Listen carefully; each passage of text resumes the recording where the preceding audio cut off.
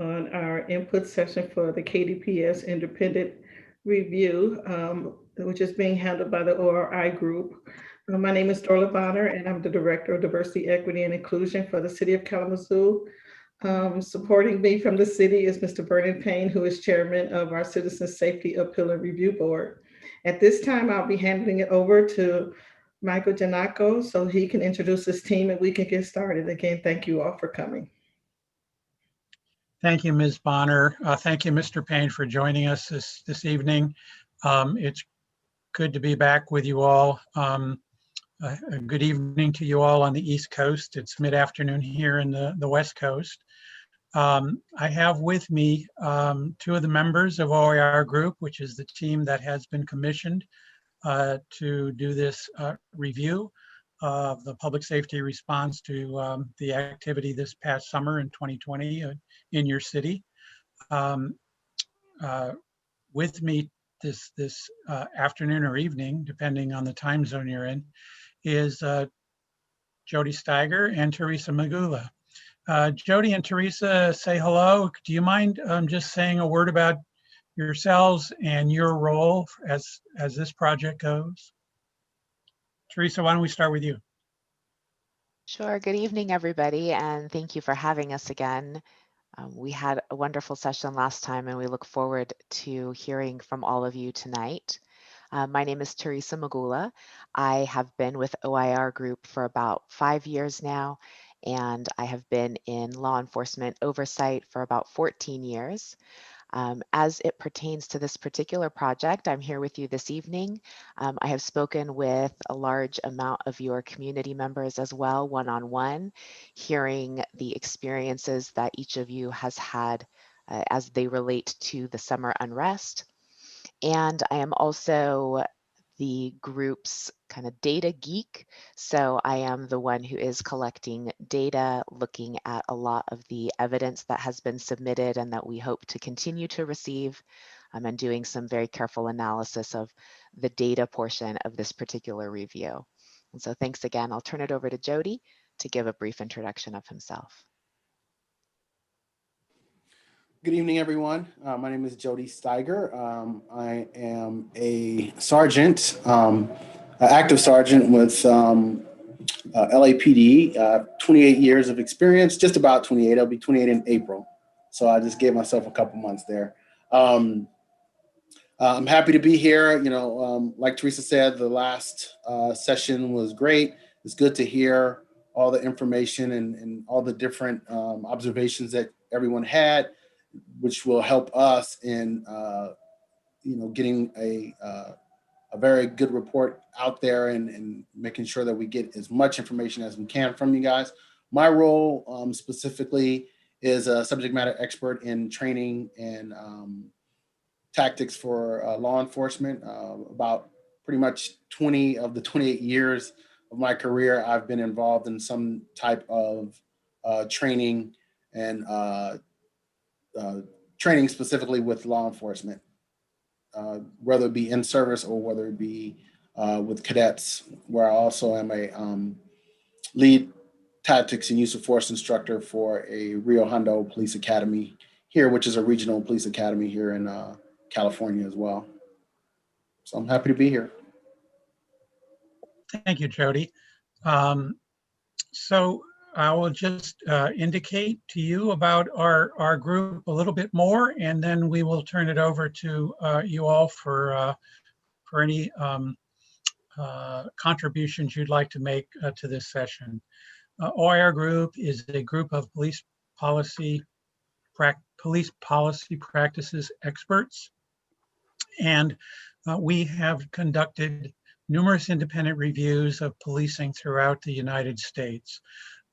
In particular, this past summer, and since this past summer, we have been commissioned to look at the way in which public safety throughout the country has responded to protest activity as a result of the murder, subsequent to the murder of George Floyd. And we have projects in Iowa City, Iowa. We have a project in Santa Monica, California, not too far from us, up in Northern California in the city of Santa Rosa, and of course in Kalamazoo. And all of them are distinct and different, but they have some parallel threads that I think will redound to our benefit as we review each of these. As Teresa indicated, she's one of our reviewers, and that's important to know because our report will be an evidence-based report.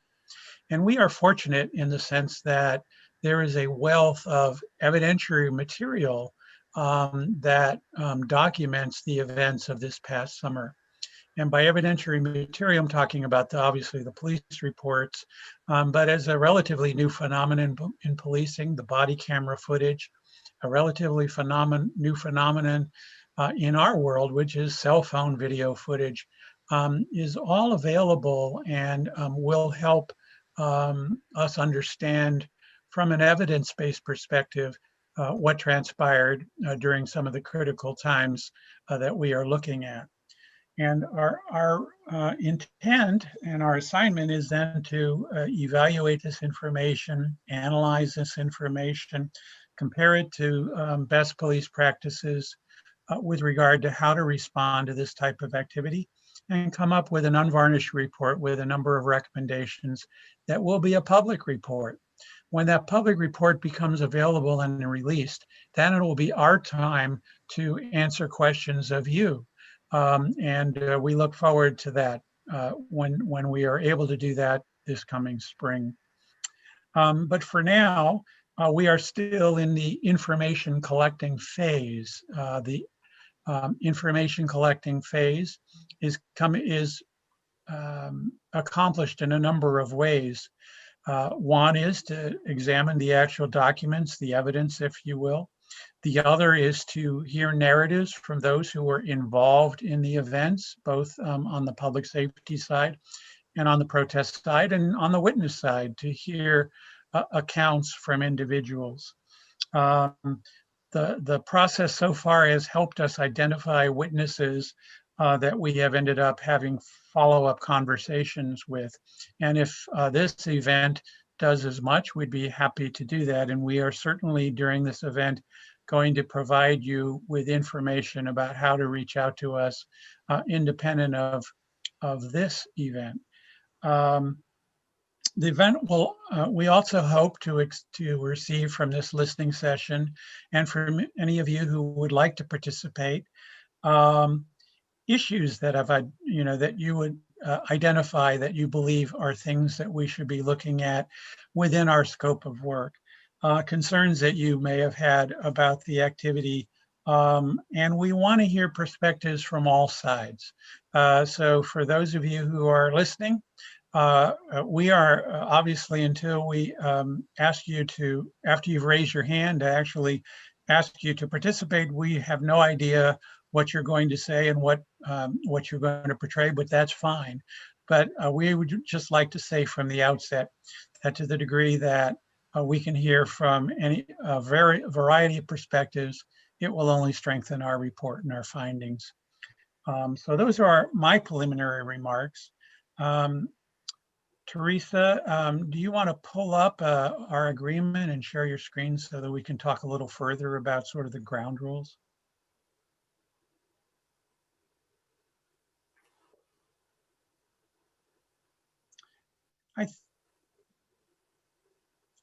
So we have, as with what many facilitators do, we just wanted to give each of you who are part of this, part of the attendees, just a sense for what we are hoping will occur during the dialogue that we expect will come next. And these are just some principles that we hope that we can all agree to follow so that we have a high-level conversation that will allow others to hear, to allow others to participate, and to allow us to effectively gather this information. So there are certain precepts that we hope that you will agree to follow as we move forward with this evening's proceedings. One is to share the time with other community members. We're not going to cut you short at any specific time, but we hope that you are understanding and respectful that that there may be others who would like to share ideas, and not to come up with a situation in which your conversation is the only one heard or dominating a conversation. And all related to that, that when others speak, that you are respectful in the same way that you would hope and expect others to be respectful of your perspectives, ideas, opinions, and that you will also listen. We think that this embodies hopefully the best part of Kalamazoo, where all can participate. Some will be speaking and others will be listening. And you may hear things tonight, this evening, that will cause you to reconsider sort of your perspective and realize that there are other perspectives. The other thing is no one is demanding anyone to speak at all. We're not going to call on anyone unless their hand has been raised and that they have expressed an interest in speaking. Again, I can't stress enough that as you are speaking, be mindful of getting out concise information. Remember that this is not your only chance to dialogue with us. So if you can provide some specifics about what you have to share, but want to follow that up with a longer conversation, we have the flexibility and an ability to do that. And not assuming what others may be thinking as part of this presentation. And finally, and perhaps most importantly, being respectful and constructive in expressing disagreement. It's all about expression, obviously, and certainly everyone has an ability and a right to express disagreement, but we're hopeful the way that that disagreement will be expressed would be professional and respectful. Teresa, I wanted to turn it back to you for just one more time for those of the listeners or speakers or participants who may not be as familiar with the Zoom platform, and point out some features for them. Yeah, absolutely. So the way that we are going to proceed with this evening is we are asking individuals to please use the raise hand function. So when you are interested in speaking, and I see someone has already raised a hand, we're going to ask you to use that raised hand function. When we see that you have raised your hand, it will put you right to the top of the queue, and then we're going to select folks to speak in order of their hand raising. We will ask that you unmute yourself and speak, and then return to the mute function once you have completed your statement this evening. So we will go in order of the functionality there. And Teresa, can you talk about the chat function, please? Yes, there is down at the bottom, there is a Q&A function. It's a little different from traditional Zoom chat, but if you have something that you would like to comment on, if you have any questions regarding either the technical aspects of this session or the way that we're running the session, go ahead and type yourself into the Q&A function, and I will do my best to keep up with answering and responding to any questions that come up there.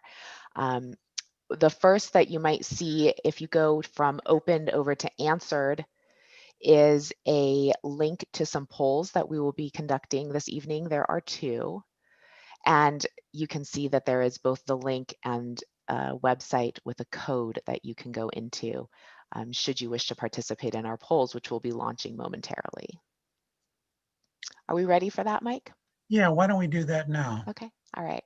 So we have, as a means to kick off our conversation, we have a couple polls. We're using an outside functionality called Mentimeter. If you are in the Q&A and you go to the answered button, which is the second of the 2 there, you will see a link to our poll as well as a code to enter. You can go to menti.com, that's MENTI.com, and you'll enter the poll 1172837. And again, that's over in the question and answer that you can go ahead and enter. I'm going to share my screen so that we can start to see what some of the folks are saying in our polls.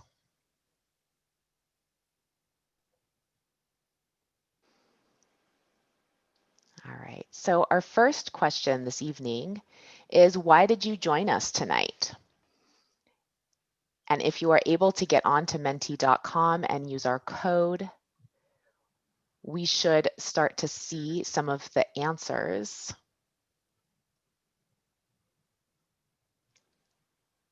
If you could type into, why did you join us tonight? And that can be one word, several words, Yep. a phrase. Is that right, Teresa? Yeah, that's right. It can be anything that moves you this evening. You might be joining us because you are interested in listening, because you have something you'd like to share specifically. Teresa, Yeah. it says voting is closed. Is that?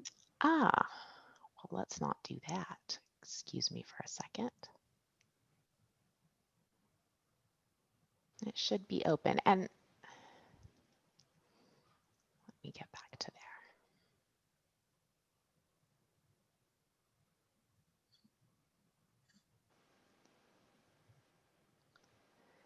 Well, I think we will move on, and perhaps midway through we'll reassess the poll functionality once I get that moving so that we're not taking up people's time.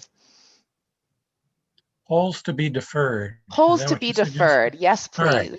So while you're working on that, I think Thank you. we will then move to the next phase, which is actually to hear from you. And I'm going to turn over the facilitation portion of that piece to Sergeant Steiger. But I will warn you that while there is no specific time limit, I've designated myself as the time czar, and may have to jump in because Sergeant Steiger's too nice, but I may jump in to say, could you please wrap things up a bit? So Sergeant Steiger, with that, why don't we turn it over to you and hear from folks who are joining us this evening.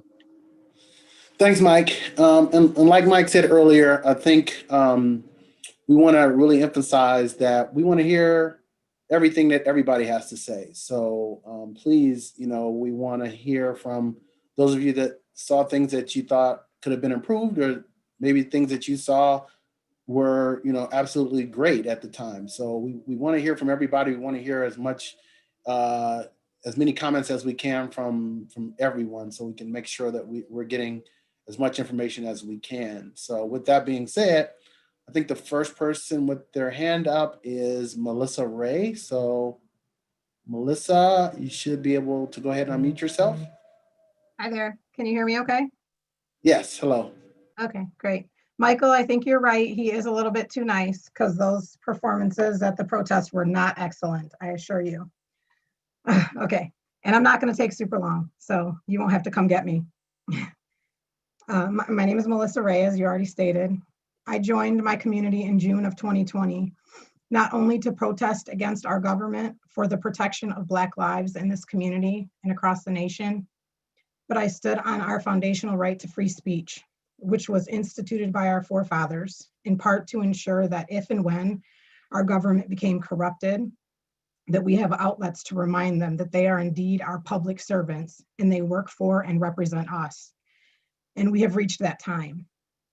I stood in the mute faces of Michigan State police officers and National Guard members, asking them to stand for our constitutional rights to no avail. I later spoke with members of the National Guard who confirmed that they saw no threat from protesters, and therefore they stood down. Furthermore, they exited the city after this action because of the same. I got in my truck after we were dispersed by some form of gas, finding it unfortunate to witness Michigan State police officers chasing our community's youth leaders home. I believe the events to have been performative in nature by governmental leadership, political leadership, and I allege the purpose for such behavior was for political gain and to appease privileged, unafflicted community members who wouldn't even dare to venture into the sides of town most harmed by the intentionally inflicted inequality in this society. Additionally, I believe there was intention to institute fear in previously inactive or quiet community members to discourage the use of constitutional right. I do not believe that the county commission had the grounds to call an emergency order, which led to the curfew that violated constitutional right and I believe this may lead back to more than one person who benefited greatly from these events. Now, the matter of Carrie Ann Thomas and her settlement agreement upon exit is also concerning. Firstly, if you are thorough in your investigation, you will find that Ritzema is the one who called the order, and Carrie Ann acted as the fall guy, which seems rather convenient for the leverage written into the employment agreement, resulting in financial gain for the abuse of our community members. And it was abuse, but that's not the main point that I'm making about Carrie Ann. Ritzema walked away unscathed from the events, while the female who reported to him and took orders from him took all of the heat, and that is shameful. This community is nearly void of any genuine concern for women and children, which made it an easy sell to go after Carrie Ann, while Ritzema took little to no responsibility beyond issuing an apology for not being forthcoming to the community about the terms of Carrie Ann's exit. This was accepted because of the lacking equity between men and women in the city of Kalamazoo and across the county. This is reflected in issues with human trafficking, but that's also for another meeting. Although I believe the law will clarify that if you use human life without permission or compensation for someone's gain, in this case political, that we may be talking about labor trafficking.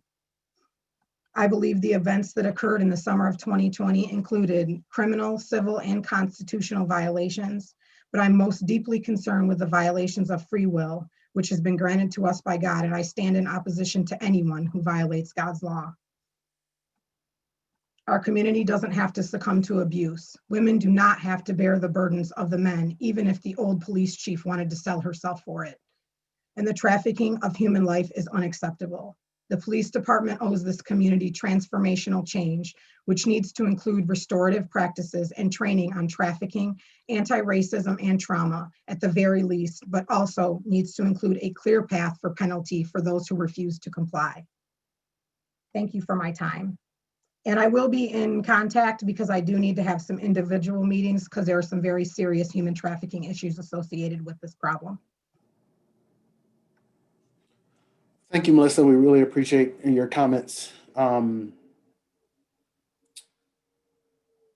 there was, I think it was Richard Stewart had his hand up, but then it dropped off. I don't know if he took his hand down or if he was no longer willing to.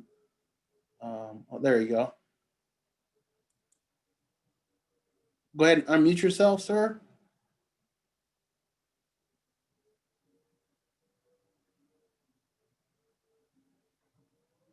I don't know what happened here. It looked like he dropped off again, so I will go with the next person up was Mike Barker. Go ahead and unmute yourself. Yeah, hello. Hello. I spoke briefly last session, so I don't want to take up too much time, but there was one other point that I wanted to make sure didn't get lost in the shuffle here.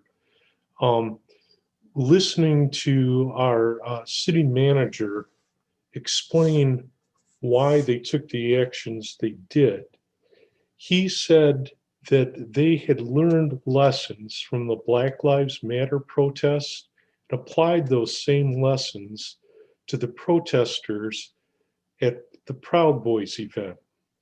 And I just find that very insulting that there's this equivalency drawn between citizens who are protesting the government murdering them and protesting the actions of the police not to be killed by the police, having that group of people be equivocated with avowed Nazis with a history of violence, that it's why they came to our city, is to impart violence and terror on the citizens.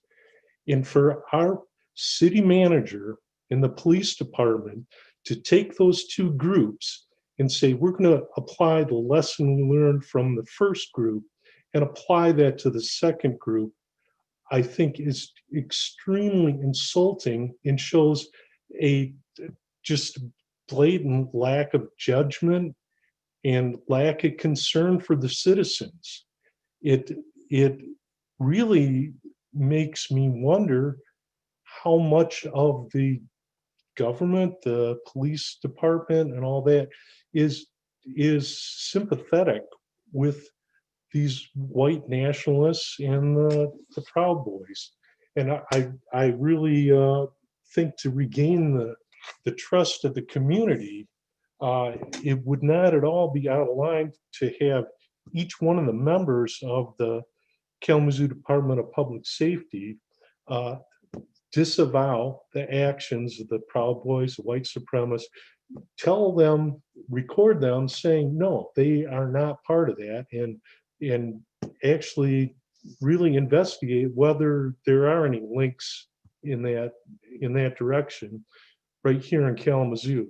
It's been shown that the national problem in Washington, D.C., the takeover of the Capitol building, that there were quite a few police members that were part of that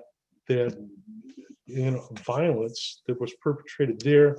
And I just think we need something where the people of Kalamazoo can have faith in their leaders, in their police departments, to know that that's not the case here.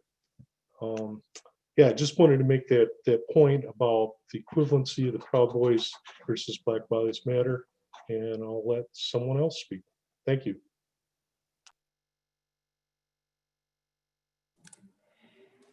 Okay, thank you, sir, for your comments. Next up, I believe we had, oh, they dropped off too. We had, I think it was Henry Theory, but I no longer see his hand up. Well, there we go.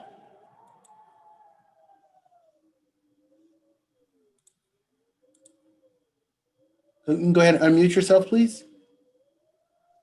Can you hear me? Yes, sir. Yeah, I kind of want to offer echo this similar sentiments that have already been made, but offered a little bit of a different perspective. I am a Western student, go to college in Kalamazoo, but I'm 2 hours away due to COVID and have been doing things fully remotely. And so I wasn't at the protest. I don't have a firsthand account to share, but I think, the city, in their response to the outrage of how the police dealt with the event was in a manner that it kind of looked like they knew they screwed up. And so I think it would be advantageous to look into, who knew what when. And I think, Melissa mentioned this, there are some specific folks potentially at fault.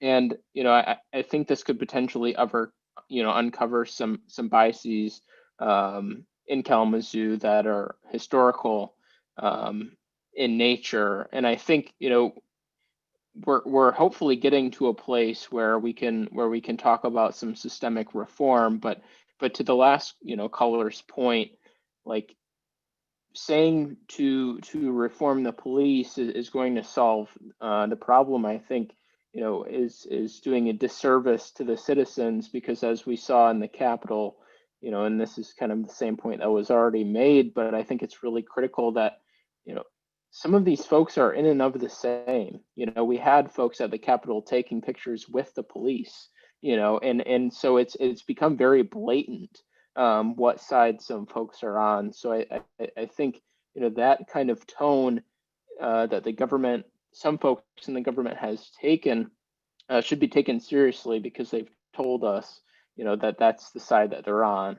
And I hope, that Kalamazoo can be kind of cutting edge in this space in terms of offering solutions. But at this point, I don't think, many of us are optimistic.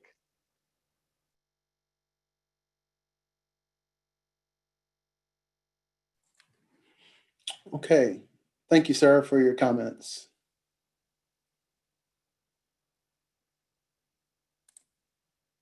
Let's see here. The next person we have is Demetrius Goodell. I believe that's how you say it. And I apologize if I say it wrong. You can go ahead and unmute yourself. Thank you. It was close enough. Good ale. Okay, thank you. Sorry about that. No problem. I appreciate an opportunity to speak. So I was at the event June 2nd, Tuesday this summer, peacefully protesting. I guess my question and concern are it wasn't my first time protesting. I was down at basically the same location the day before, Monday, and had been in the same location the entire week before, myself and a group of other individuals peacefully protesting. I guess my question is, and where my confusion lies, is what prompted the show of force that day? I work for a well-known establishment here in town, Bell's Brewery, where I am a department manager. Had every indication on doing what I had done every other day, get out of work and go down and exercise my protected rights to protest peacefully. I guess my question is, why did this day, why was there such a show of force? And then I believe Teresa mentioned that there were some parallel threads with some other areas that you all are investigating. I guess I want to know, what are those parallel threads? What is the actual scope of this investigation? And what is the city of Kalamazoo hoping to gain from this exercise? What are the tangible outcomes from this forum? Thank you. Thank you, sir, for your comments.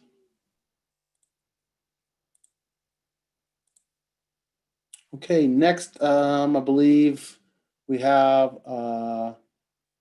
Lushara Wallace. If you could unmute yourself, please. Good evening. Thank you so very Good evening. much for hosting this opportunity for citizens to state their concerns and their observations. I come before you today because when we first look at the events that occurred surrounding the aggressive actions taken towards the Black Lives Matter marchers and those that were not taken compared to the Proud Boys rally, I am gravely concerned because what it appears is that the intelligence that was used to determine that there needed to be a show of force and a large number of officers ready and prepared to address the Black Lives Matter marchers were not consistently applied when Proud Boys marchers came out from who were outside of our city, were outside of our community. And at first, when we observed this, I said, oh, wow, I'm hoping that this is just an anomaly, that maybe this was somehow our department's minor failure, or maybe this was an accident. Maybe someone mistakenly did not plan appropriately for this, although I know that's a naive statement and I'm rather facetious. However, as Teresa mentioned, and as unfortunately we have witnessed time and time again, as we look at the news across our country, that there seems to be a systematic over-response to the Black Lives Matter marchers and movements and protesters, and a horrific under-response to the violent protests that are occurring as it relates to those who truly are avowed white supremacists. I am concerned, and I think that this is something that our Kalamazoo Department of Public Safety needs to take into consideration.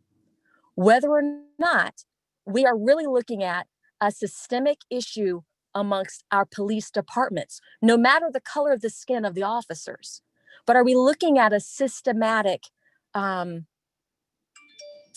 challenge and issue that makes that bias so great that we cannot effectively police all of our citizens? Thank you so very much for your time. Thank you. We appreciate your comments. All right, we are waiting for anyone else who may have, here we go. Troy Robertson. Go ahead and unmute yourself, please.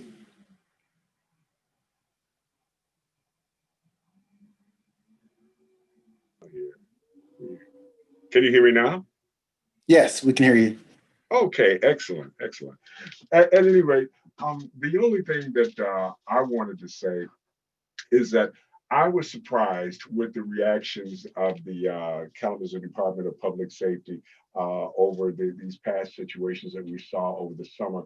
But in all honesty, I have to say that all of my interactions with Kalamazoo Department of Public Safety have been very, very positive.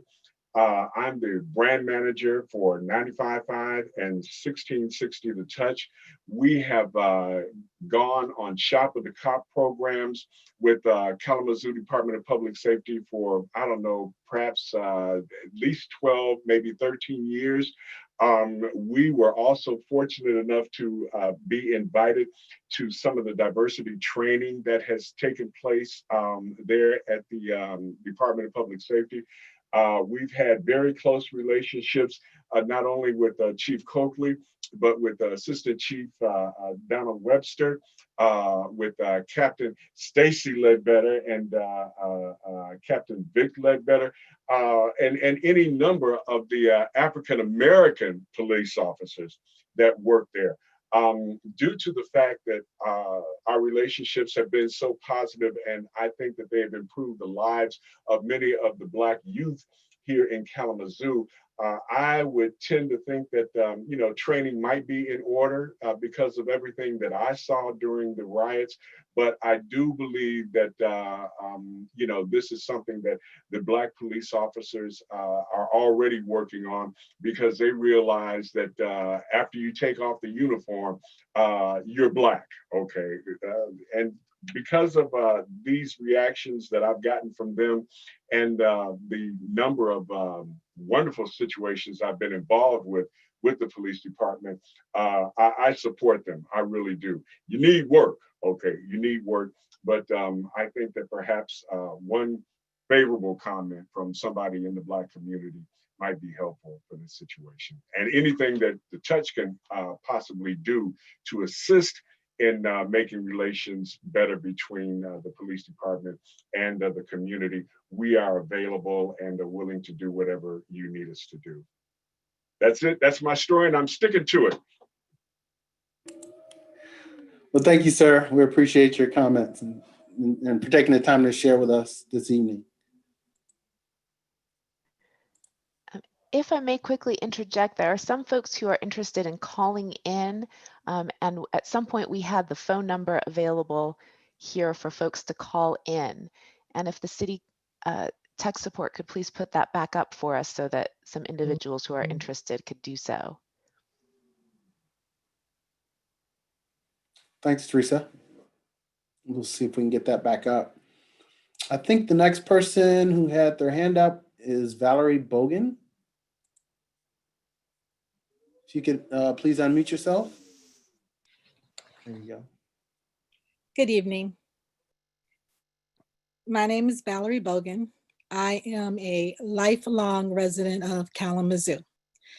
So I've had a long history with Kalamazoo Police Department. I've observed them on many occasions in various situations.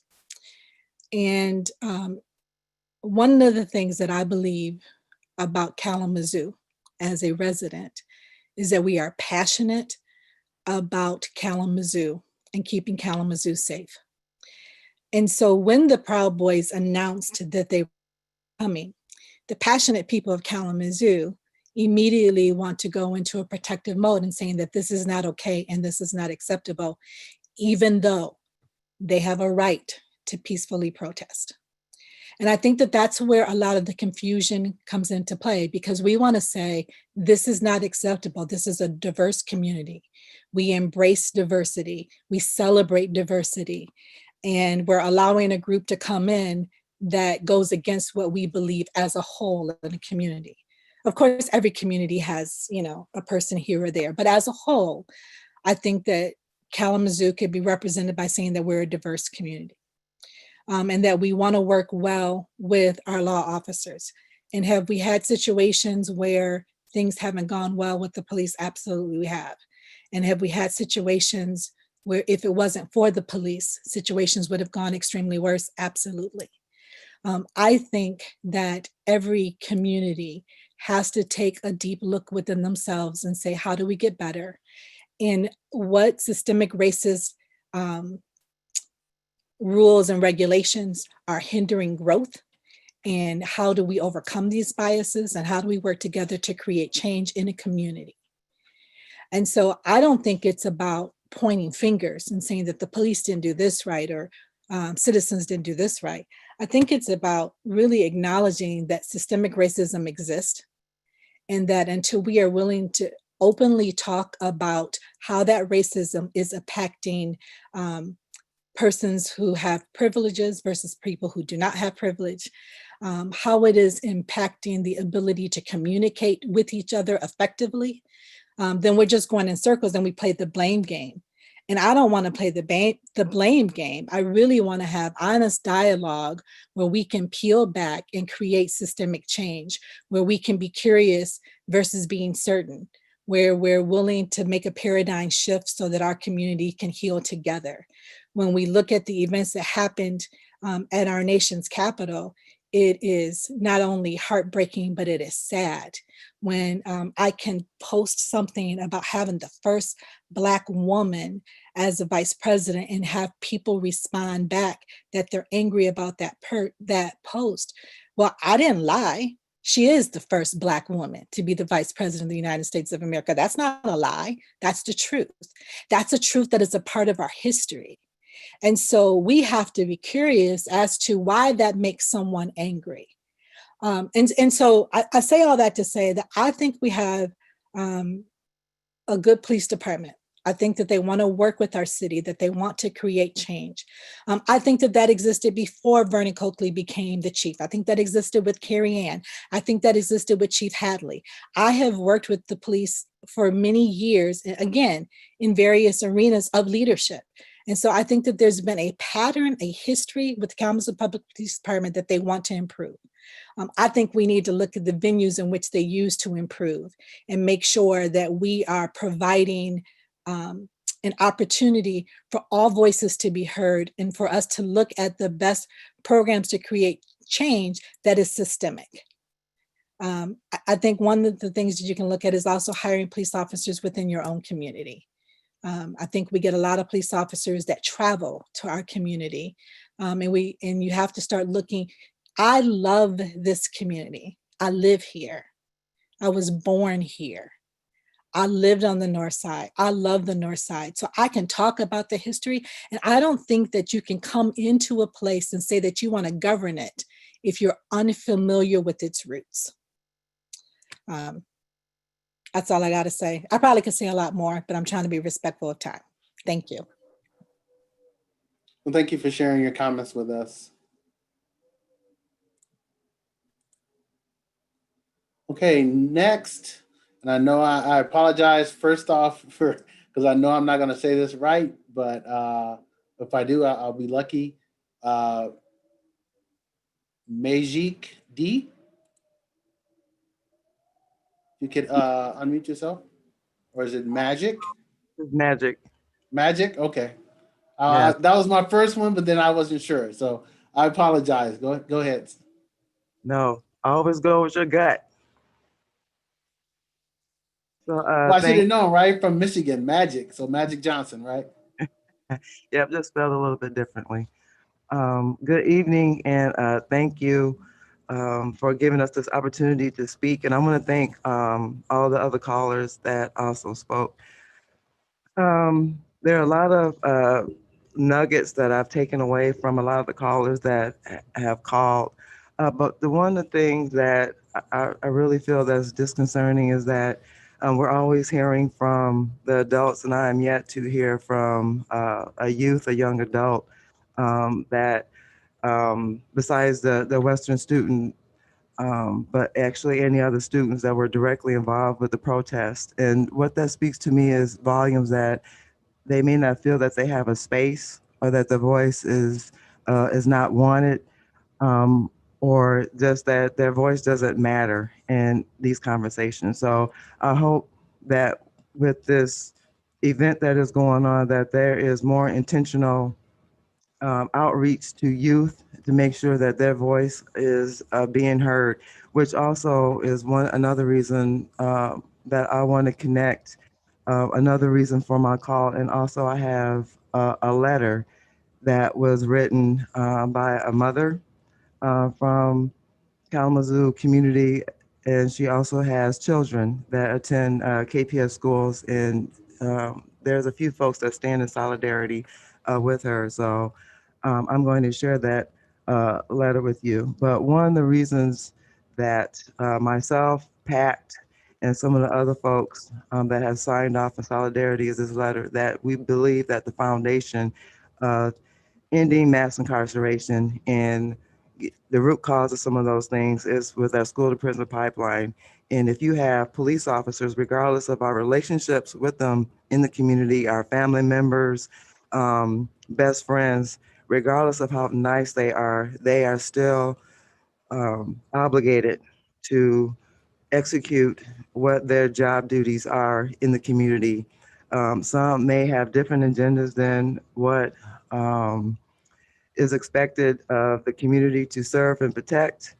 But it's obvious that the interactions that the police were exhibiting, that those students experienced during the summer of last year, is some of those same experiences that our students are experiencing in school. So many folks that may not have that experience, regardless if your child is in a school or a parent, you may not have that narrative or that language to understand where we are coming from when we talk about trauma and that historical aspect that it has, and who is really profiting from the trauma of our children having to be forced and say why it is good to have police officers in their presence. So we are conditioning them from a young age to feel that police officers are the end all be all with when we're talking about a holistic approach with dealing with uh, systemic trauma. So with that, I would like to read a letter that was written by this parent. Dear OIR group, as I watched the insurrection, and I will reveal her name after I read, as I watched the insurrection that took place on January 6th in Washington, D.C., I felt a sense of deja vu. It was as if the events here in Kalamazoo last summer were repeated and amplified, and it made me believe that we, yes, our community right here, our police force right here, paved the way for these insurgents, as if we demonstrated to them and embodied them to believe that consequences for their actions will be minimal or non-existent. Our Kalamazoo force treated the Proud Boys on August 15, 2020 with kid gloves. They cooperated and protected the Proud Boys. They ensured a safe exit to an out-of-town group who was renowned for their violence and strongly held white supremacist and misogynist beliefs. As they did this while not protecting our own community members. They did this while arresting peaceful protesters and a media person. They showed us who mattered in that situation, and they showed us who did not matter. More gallantly, they behaved this way in August after early in the summer showing up in riot gear to face off with and even tear gas local students in Kalamazoo who were peacefully demonstrating for racial justice. The contrast was clear to everyone in this community, including me, who the police valued and prioritized. And we should all be ashamed that our police devalue and deprioritize our own students, our own children. What happens when we deprioritize our children and throw police officers into their schools? And there's a link that is available for an ask for KPS schools to remove SRO contract from the district. As a Kalamazoo resident raising my own Black children, the conversations I've had to have with them, not just over the past several months, but throughout their entire lives, is both infuriating and heartbreaking. Having to teach them to be confident and secure in the place where they stay for 7.25 hours a day, knowing that they will be in the presence of a person whose uniform, and let's use the phrase so we can get away from googly-eyed, my SRO is the best, crap is disrespectful to them, whose presence needs policing. Additionally, the fact that KDPS has not been fully transparent with the community, has not told the whole truth about the evening's events or the firing of chief of police, has not made any efforts toward accountability, has not entered into direct dialogue with impacted community members, has not owned their behavior or apologized for it, let alone take any steps toward reconciliation or reparation. All of that exacerbates my feelings of anger and sadness. How can I and how can community members individually or collectively ever be expected to trust the police force when they are unwillingly to tangibly show us through their actions that they deserve our trust? I will be watching what comes of this input session and the report that results from it. Here in Kalamazoo, we have had too many repeated instances of things being swept under the rug so we can move on. We are told that we need to come together to heal and that we need to work toward unity. Those steps cannot happen without truth, without admission of wrongdoing and accountability, without tangible steps towards restoration and reparation. We need you, OIR, to do whatever you can to make those things happen first. Sincerely, Sherry Weber, parent, PAC board member, and also individuals that stand in solidarity with Ms. Weber, her comments and inquiries. Michigan Liberation, Alicia Johnson, PACT, Promise Advocacy for Children and Community Transformation, and TRUE, Teens Responsible for Upholding Equity. Thank you. And there has been a hard copy email to the OIR group. Thank you. Thank you. I was just gonna mention that you could forward that to us, but since you've already mentioned that, I appreciate it. Okay, I believe the next person is Francis Vicioso. You could unmute Wow, yourself. well said. Thank you. Did I do it okay? Yeah, you did. Okay. You did. Thanks so much. Friends, thank you for the opportunity to speak. My name is Francis Vicioso, and I am actually going to echo a lot of the things that Magic just said. As a person in the community who truly cares about our children, I have a very hard time understanding how we are going to expect children to favorably and safely interact with police with the actions that occurred over the summer and the things that they've seen over the last couple of months. I know that as adults, we have a lot of opinions around our relationship with police, but I really stop and wonder what the kids are seeing as, you know, a group of protesters, young protesters, my daughter's age, were tear gassed in the park by police, and they were visibly children. I mean, these kids did not look like adults at all, and that behavior wasn't acceptable regardless. They were peacefully protested, they were tear gassed, and these kids will be scarred for life. Their relationship with police will forever be damaged. And it's very difficult to think of a world where actions like that are taken and then we can expect for our children to believe in the promise to protect and serve. You know, I find it very difficult to see with the current actions what we're going to do for our children. So I really want to ask for the department to really consider ways to build trust and accountability. I think that's key here. And really just talk the talk and also walk the walk with our kids as well. I was very scared.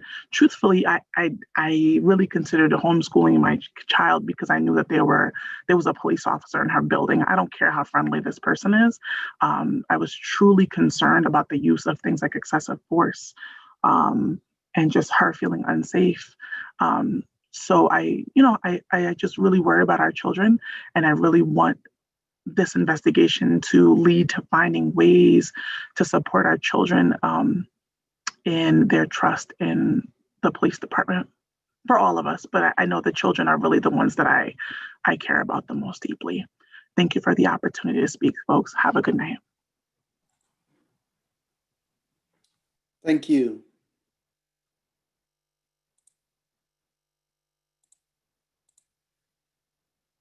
Okay, next we have JD Kelly.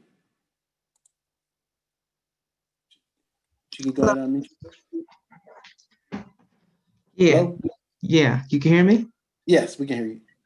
Yeah, first of all, I just thank you for the opportunity, but I've marched with many of these protests, even beginning in May 30th. You know, I go out and I document these protests, and just seeing the response of KDPS is really heartbreaking. So on August 15th, I believe, just watching how there were 5 different departments, and they were just more concerned on setting a perimeter rather than being that barrier between the protests and the counter protests. So it tells me that they don't know how to respond to these situations, and they need more knowledge. And just watching how they broke up the counter protests when they were retreating back to Arcadia Park to get to a medical tent. It just establishes how KDPS has a lot to learn. They're not the only department that needs to be held accountable, but Portage Police Department needs to also be held accountable. They were participating in the Sheriff's Department.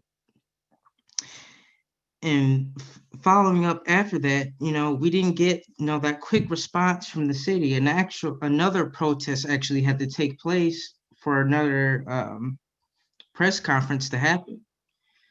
And then after that, after we was out there for hours waiting for a response, then soon as the activity died down, I stayed with the rest of 4 or 3 other protesters. And it was a assistant chief or a deputy chief, I could tell from the call sign. He and whoever came out, he said that he was working for 15 hours. If you were working for 15 hours, why didn't you just come out and talk with us, and we would have spoken, we would have left? Then he said, well, I did not have to come out and talk with you guys. Isn't there like public safety in the name of the Kalamazoo Department of Public Safety? Like, do they not have any concern of their public relations? For example, the police lobby is closed. Usually people, they go to their police lobbies to make complaints or file a complaint against an officer. How do people do that when the lobby is closed?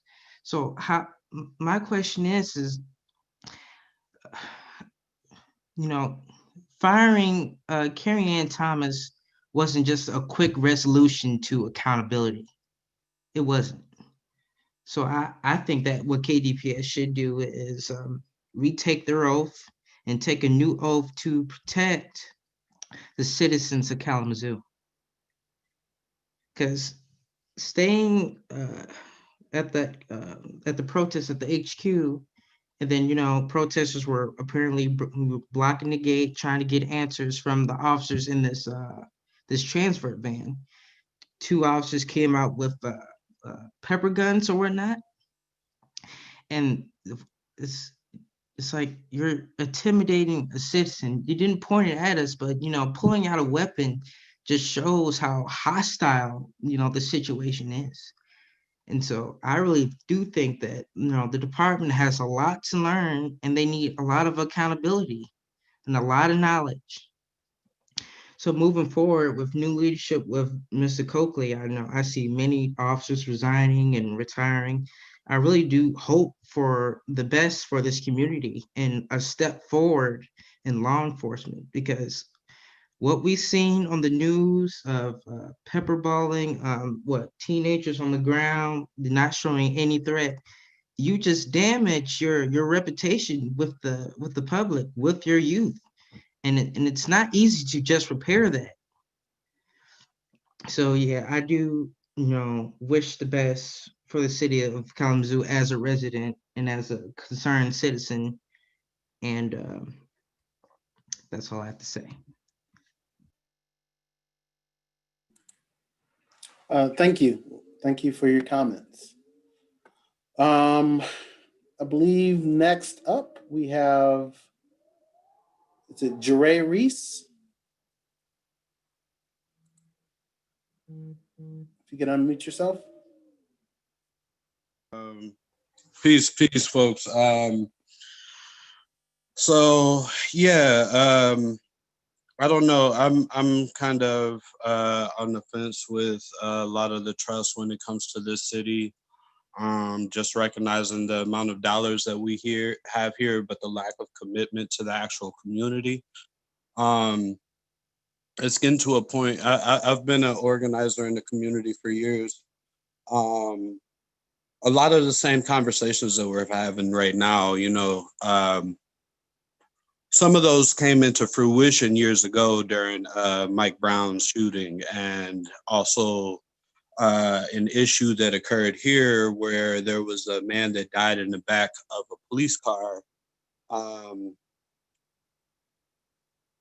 asking for help, asking for, because this man feels like he's dying, and just the limited response that was given by KDPS is just another telltale sign that it feels like we're in limbo.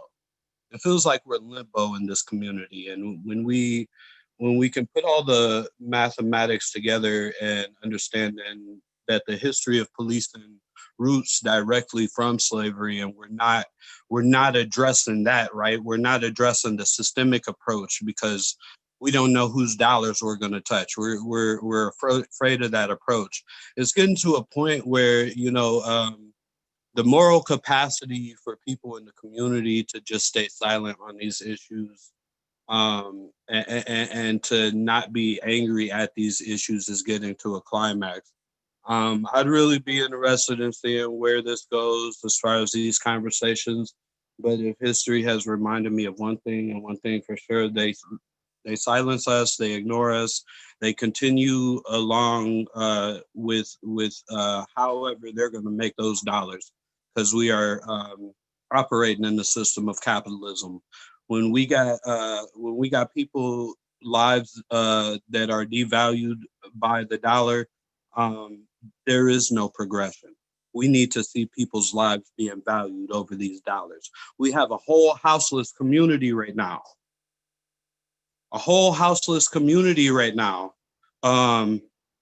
Just last night, they ran into propane tanks being exploded off, and I had a friend that was trying to contact the police, and just the amount of times that she called and was literally hung up on by KDPS, it doesn't seem like there's any restorative justice or practices going on in this city. And I am a lifelong resident. I've been working hard and committed in ways of restoration. And unless we talk about the bigger elephant in the room, then I don't see this going far. But props to y'all for getting the conversation going and keeping it going. But we definitely got to take more action steps. Peace, Kazoo. Thank you.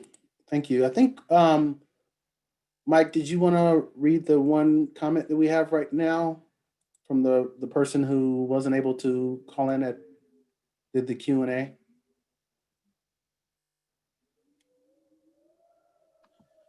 Jody, why don't we go to the next person with the hand up, and then I will queue up that comment that we can then read. Okay. After Mr. Penny Johnson, I think. Okay. Jacob Penny Johnson, if you could go ahead and unmute yourself.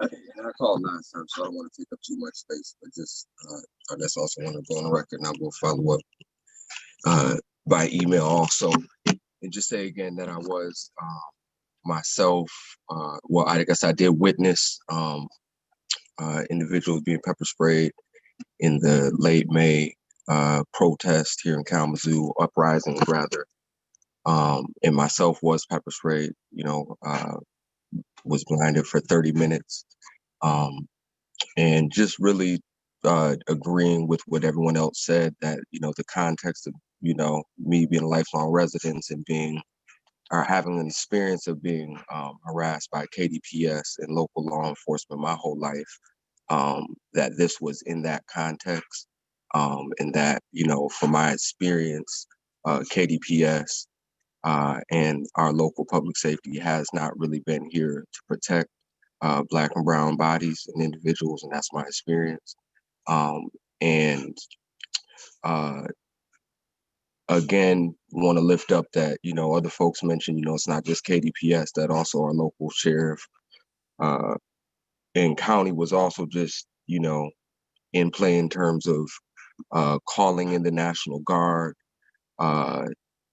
and, you know, also witnessing how the protest with the Proud Boys was played out and the lack of protection for Kalamazoo residents. The fact that known white supremacists, right? I hear folks talking about freedom of speech, and that we have to, you know, respect diversity of speech. But the fact is that, you know, these folks are white supremacist terrorists.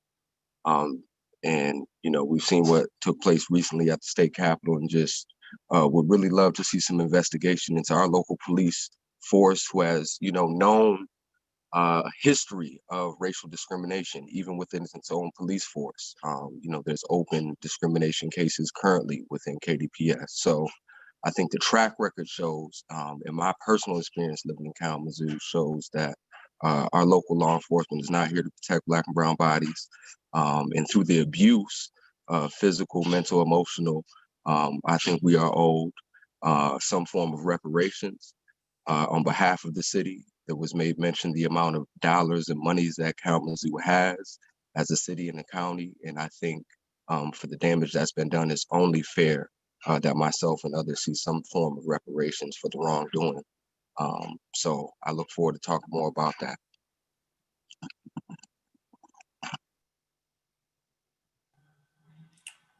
Thank you, sir, for sharing your comments. Mike, did you want to go ahead? I'll just read this into the record, as they say. This is an email that we received, and I'll just read it, and then we'll go on to our next speakers.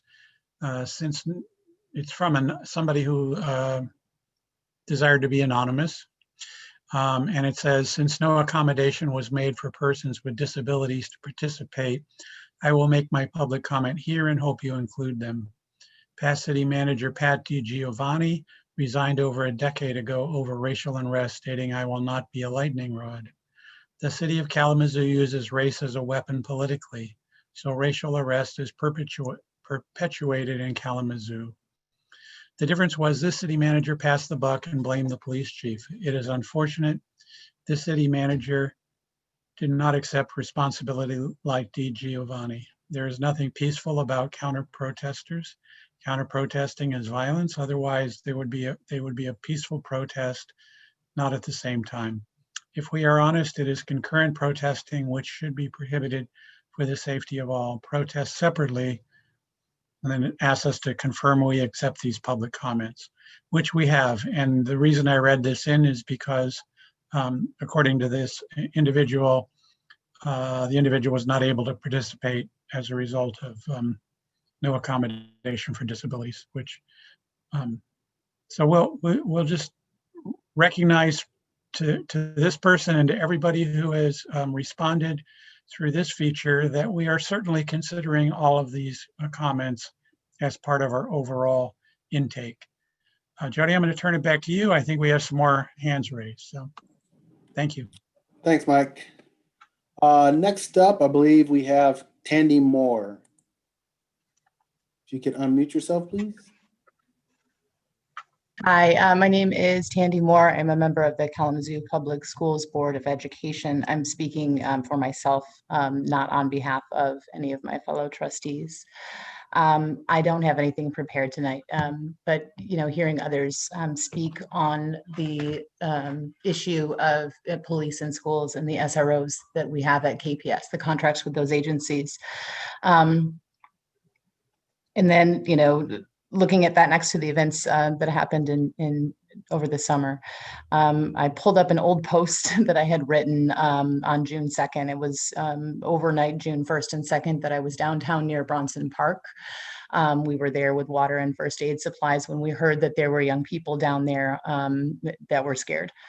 I watched as dozens of police officers antagonized and threatened young people, children, near Bronson Park that evening, children who were begging them, peacefully begging them to just say his name. They wanted him to say his name, speak George Floyd's name, and these officers were laughing at them. They were antagonizing them. I heard one officer say, "Oh, I'd hate to see any of you die tonight." It was sickening. They began tear gassing these kids, these young people downtown, and chased them off down, Academy and South Street. I was a little bit further ahead when the pops started, and there were children running toward me saying, "They're shooting at us. They're shooting at us now." I don't know what sort of, non-lethal rounds the police were using that night, but to those young people down there, they were the same as bullets. And those officers, those are the same officers that are in their schools, as far as many of them are concerned, and as far as I'm concerned too.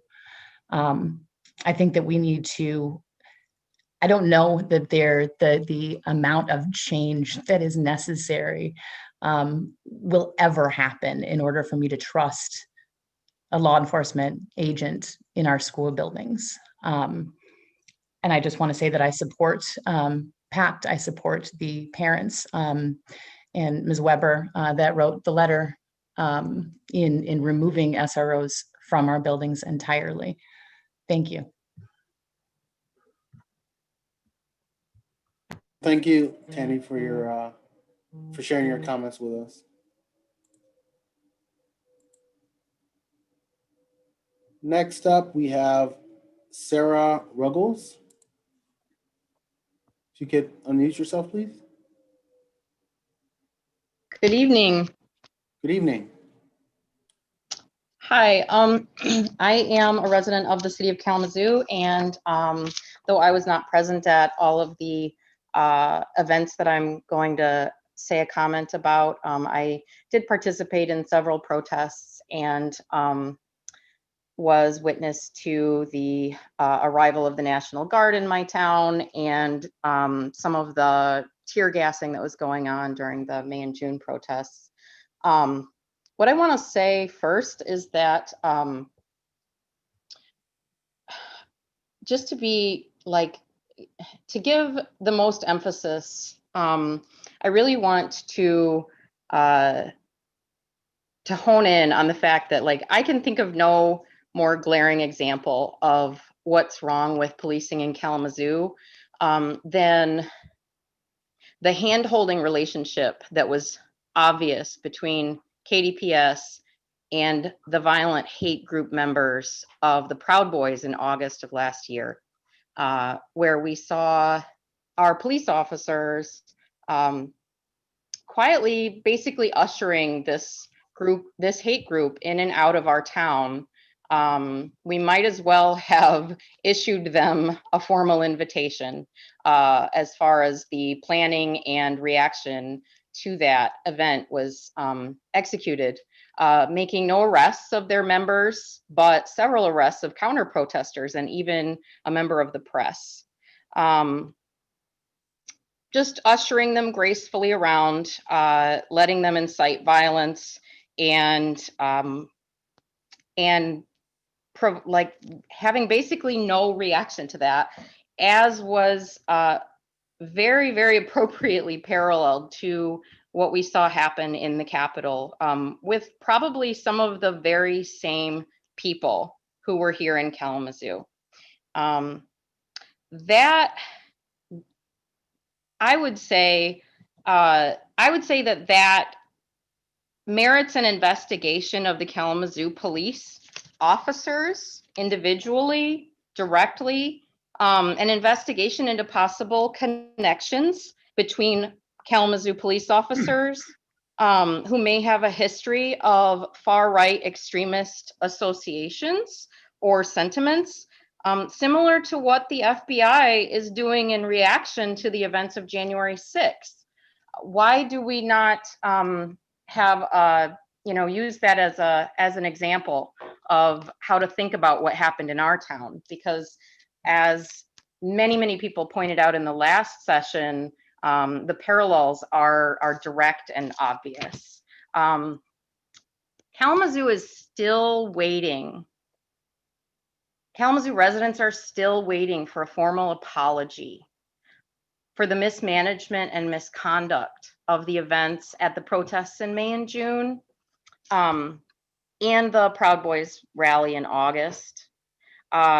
Chief Thomas, though she has been removed from the force, never apologized, never issued a formal apology for the events. And the trite apology that she did offer was basically a non-apology. If you actually review the footage of that, it was an apology with a lot of buts and a lot of endless excuses, which was kind of her line all the way through, for the inappropriate, violent, and abusive behaviors of her officers in response to these situations. So I guess I want to say it will be really tedious, but I think for y'all, as an investigative body, it's really important for your due diligence in this investigation to review very thoroughly all of the city commission footage dating back to June, so that you all can bear witness to the official reactions and statements and responses to these situations from our city officials, which will, if you look back at all this footage, which is available through the city of Kalamazoo, anybody can look at this anytime, especially just the lack of statements, the lack of responses, and the kind of trite reactions and kind of endlessly sweeping under the rug. But more importantly, please, I ask you to review the many hours of public comment during those city commission meetings, because the citizens of Kalamazoo we're not all out here in full force tonight, nor during your last session, but we have spoken. And if you review the public comment over the course of the city commission meetings, especially the ones directly following those events, the citizens of Kalamazoo have spoken clearly and in record turnout during those sessions. And I ask that you review all of that thoroughly, and please heed the word of the citizens that have spoken. So thank you. Thank you, Sarah. We appreciate you taking the time this evening to share your thoughts with us.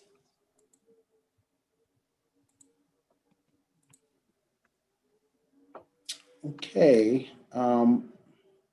Again, I did see Richard Stewart, but your name dropped out again, so I don't know if you're still having technical difficulties. I don't see anyone else right now except Demetrius Goodale. If you wanted to comment again, go ahead and unmute yourself. Thank you. Can you hear me? Yes. Okay. I've been listening this entire time, and I've been able to reflect and collect my thoughts a little bit. Again, I was part of the protest on June 2nd. I think this might be beneficial to share. I had an officer, a local police officer, call me by name. They were in riot gear. Could not see their face, did not know who it was, but it was clear that they said my name in an intimidating fashion, making it clear that they knew who I was. When I got home, it was troubling, just the curiosity of who that person could be. I think it also speaks to the hypocrisy on the reaction, again, as many have shared, on the reaction or the lack thereof during the Proud Boy protests and the Black Lives protest that afternoon into the evening. That hypocrisy, I live in Edison neighborhood. I live in a predominantly Black neighborhood. And on a daily, nightly basis, police officers fly up and down my road. I live right off of Portage Street. Fly up and down my road, lights on, only sometimes to turn the lights off.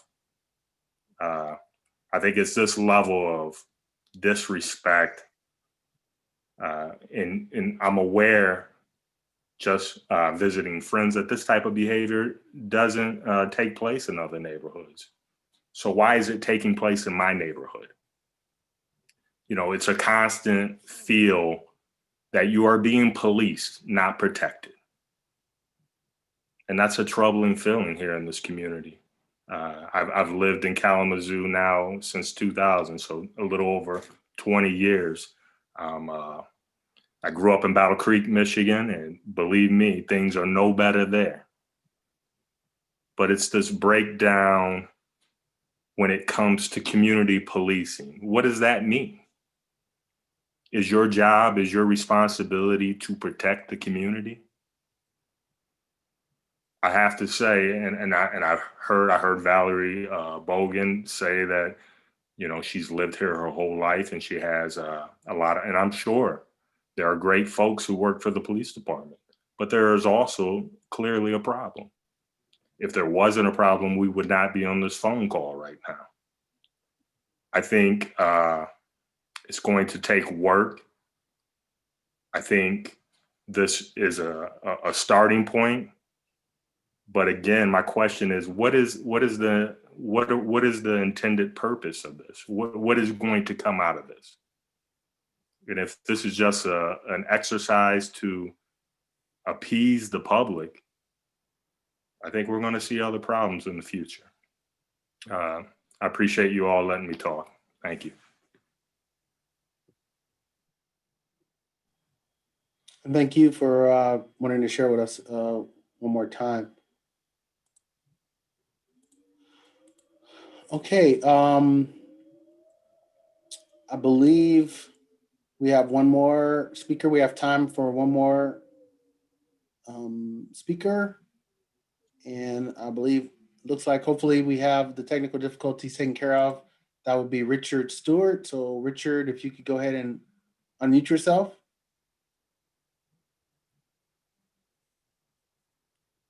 Hello?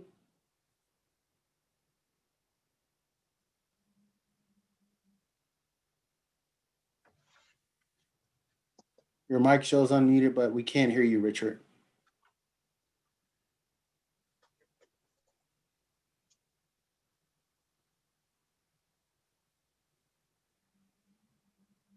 I know you had been having some difficulties over here. Hello? I'm sorry, Jody, didn't mean to interrupt. Oh, okay. No, go ahead. Unless Mr. Stewart will give him a minute to try to correct the situation, and he can obviously communicate with us offline. But I just wanted to thank you, Jody. Wanted to thank you, Teresa, my colleagues, but most importantly, want to thank the participants of this evening's presentation. A lot of questions were raised and not many answers were given today, as I suggested that might be the case this when we first kicked off.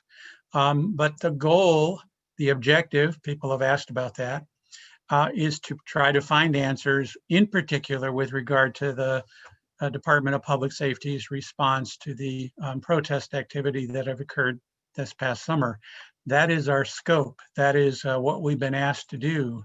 And the goal is to provide answers. And as Jody and Teresa and I have talked and thought about this and move forward in the project along with the rest of our team, ultimately, we intend to produce a report that will provide evidence-based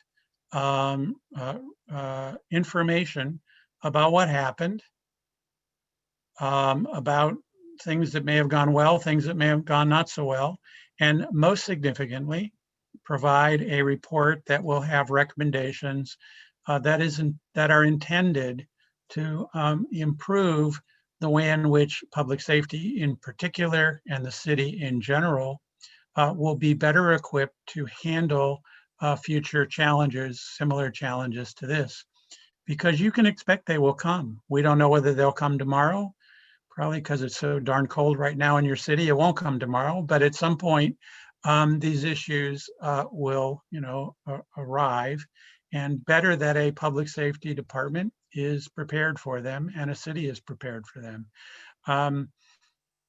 This has almost become a trite expression, but those who do not heed the lessons of the past, are doomed to have them occur in the future. And we don't want that to happen. And I think that is how I see our responsibility to do what we can to ensure that that doesn't happen. It will take a village. We're only a small part of this process. Obviously, the city ultimately bears that responsibility, and so does the Department of Public Safety. But again, your participation this evening, you're taking time out to talk with us, to share with us, to express with us your concerns about the events, your experiences with the events over this past year that obviously have stayed with many of you, the broader issues that you've identified, will all be helpful for us as we digest and consider what other, the other founts of information that we have at our disposal. Would that we could come out to Kalamazoo and have a town hall, an old-fashioned town hall with in-person participation, but that's obviously not possible. Our governor, your governor, has limited those, and for good reason. We're living through a terrible, terrible pandemic. But as an alternative platform, I just wanted to thank you for engaging us in this platform. While it would never suffice for an in-person meeting, it is what we have, and we will take advantage of it.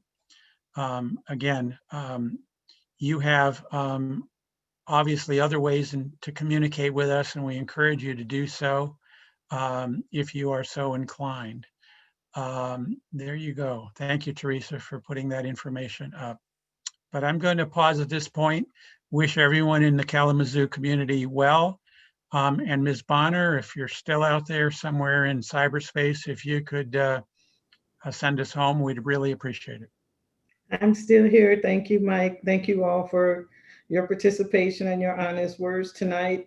I just want to say those sites are also on our website. So the links on the website, so you can get in touch with the ORI group. We are doing our best to stay out of it. As it's independent, we are, as the chief said, we want to learn and do better. So thank you all for participating. Thank you, Mike, Jody, and Teresa, and Mr. Payne, and everyone have a safe evening. Thank you all. Good night. Thank you very much. Be safe, everyone. Stay healthy. Thank you. Good night.